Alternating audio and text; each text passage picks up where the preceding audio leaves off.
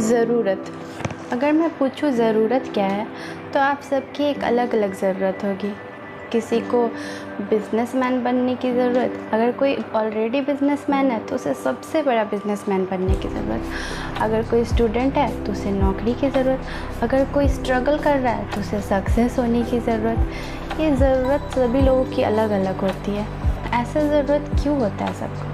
क्योंकि हम सभी की बेसिक नीड्स कहीं ना कहीं कंप्लीट हो रही है, इसलिए हम लोग ज़्यादा बड़े लेवल की ज़रूरतों को सोचते हैं। अगर किसी के पास कार है तो वो सोचता है मैं और महंगी कार खरीदूँ। अगर किसी के पास साइकिल है तो वो सोचता है मैं बाइक खरीदूँ। इसी तरह ज़रूरत बढ़ते जाती है क्योंकि बेसिक नीड्स हमारी कंप्लीट हो रही है। चलिए आज हिंदुस्तान के एक ऐसी नज़र से देखते हैं जहाँ बेसिक ज़रूरत भी बहुत लोगों की पूरी नहीं होती। जैसे कि किसी को घर नहीं है, किसी के पास कपड़े नहीं हैं, किसी के पास खाने को नहीं है, तो किसी के पास सोने को जगह नहीं है। इसी के साथ आज मैं इस कहानी को आप सभी के साथ समरी में बताने वाली हूँ। हेलो एंड नमस्ते, मैं हूँ प्रिया श्रीवास्तव और स्वागत है आप लोग का ओमिशा द बिगनिंग में। आज मैं जो स्टोरी बताने वाली हूँ उसका नाम है पूस की रात, और इसको मैं एक समरी के फॉर्म में बताने वाली हूँ।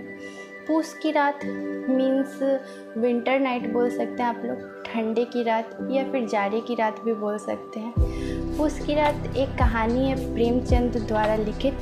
पूस की रात में कैरेक्टर्स हैं आपको हल्कू जो एक किसान है, मुन्नी उस किसान की वाइफ बीवी, और एक सहना जो कि एक देनदार है जिसने हल्कू को कुछ कर्ज दे रखे हैं, और जबड़ा एक वफादार कुत्ता जो हल्कू के साथ है। चलिए इसी के साथ हम इस कहानी को स्टार्ट करते हैं। हल्कू अपनी बीवी से आकर बोलता है, सहना आया है, जो रुपए रखे हैं वो दे दो ताकि मैं अपना गला छुड़ाऊँ। उसकी बीवी थोड़ा गुस्सा होकर बोलती है कि 3 ही तो रुपए रखे हैं, अगर वो भी मैं दे दूँ तो फिर कंबल कैसे खरीदेंगे। उसने बड़ी मेहनत से 3 रुपए जमा करके रखे थे ताकि ठंड आने पर पूस की रात में वो कंबल खरीद सके और उसका इस्तेमाल कर सके। मगर इतनी गरीबी चल रही थी उसकी, जो देनदार के कर्ज में दबा हुआ, उसने कंबल से ज़्यादा ज़रूरी अपना कर्ज चुकाना समझा। उसने किसी तरह अपनी बीवी को मनाकर वो 3 रुपए सहना को दे दिए और सहना वहाँ से चला गया। अगली ही क्षण जैसे ही रात हुई वैसे ही हल्कू खेत के लिए निकल पड़ा।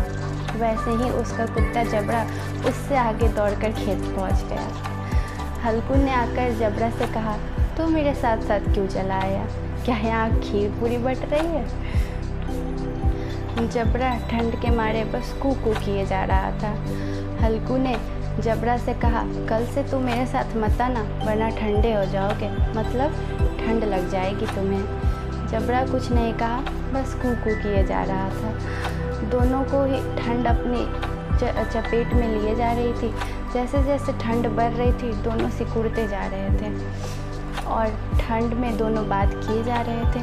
कुछ क्षण बाद दोनों एक दूसरे से लिपट कर सो गए, मानो दोनों के बीच कोई सीमा ही ना हो। वो एक अजीब सा ही प्यार का एहसास था दोनों के बीच। जैसे जैसे ठंड बढ़ती जा रही थी अचानक से हल्कू के दिमाग में आया कि पास ही में तो एक आम का बागीचा है, चलो क्यों ना कुछ सूखी पत्तियों को जमा करके मैं जला दूं और उसी का आग में सेक लूं।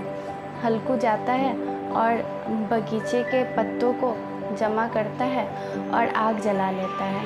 आग जलाते ही मानो एक अजीब सा सुख उसे मिलता है और आग जलाकर वो वहाँ बैठ जाता है। आग तो कुछ देर बाद ख़त्म हो जाती है, मगर वहाँ कुछ गर्माहट रहती है जिससे वो छोड़कर वहाँ से उठ नहीं पाता, क्योंकि जैसे ही वो उठने की कोशिश करता है वैसे ही एक अजीब सी ठंडी हवा उसे लगती है और वो फिर अपने आप को वहीं रुकने के लिए बेबस समझता है। वो वहाँ से उठ नहीं पाता। वहीं पर वो चादर तानकर सो जाता है और कुछ देर बाद जबड़ा जो उसका वफादार कुत्ता था उसे कुछ एहसास होता है। वो दौड़ा अपनी खेत की ओर भागता है और भौंकने लगता है, बहुत ज़ोर ज़ोर से भौंकने लगता है। हल्कू को भी कुछ आवाज़ें सुनाई देती हैं, जैसे मानो कोई जानवर चल रहे हों और उसके खेतों के सारे फसल चल रहे हों। वो चाह कर भी नहीं उठ पाता। जब दोबारा उसे सुनाई देता है कि लगता है कोई जानवर ही है और उसके सारे फसल खा रहे हैं, वो कोशिश करता है उठने की, पर एक इतनी ठंडी हवा आती है कि वो खुद को वहाँ से हिला नहीं पाता। वो सब कुछ जानते हुए भी सब कुछ इग्नोर कर देता है। मानो वो सोचता है कि अपने मन को बहलाता है कि जबरा के होते हुए थोड़ी ना कोई जानवर मेरे खेत में घुस सकता है, और ये सोचकर वो फिर से सो जाता है। अगली सुबह जब सूरज सर पे होता है, तब उसकी बीवी आकर उसे उठाती है और बड़ी दुखी होकर बोलती है, तुम्हारे यहाँ आने का क्या फ़ायदा हुआ? उसकी बीवी ने कहा, उसने कहा, जाकर देखो, हमारे सारे फसल बर्बाद हो गए हैं। हल्कू और मुन्नी दोनों साथ जाकर अपने खेत देख रहे थे।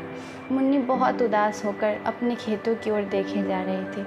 वहीं हल्कू मन ही मन थोड़ा खुश था, ये सोचकर कि अगली रात से मुझे यहाँ आना नहीं पड़ेगा, क्योंकि सारे फसल तो बर्बाद हो गए। मैं मजदूरी करके ही अपना पेट पाल लूँगा, बस यहाँ आने से तो पीछा छूटा।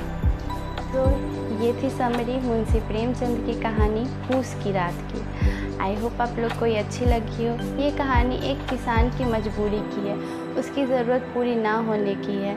एक किसान कैसे मज़दूर बन जा रहा है, ये वो कहानी है।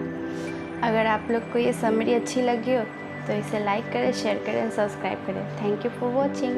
Bye bye.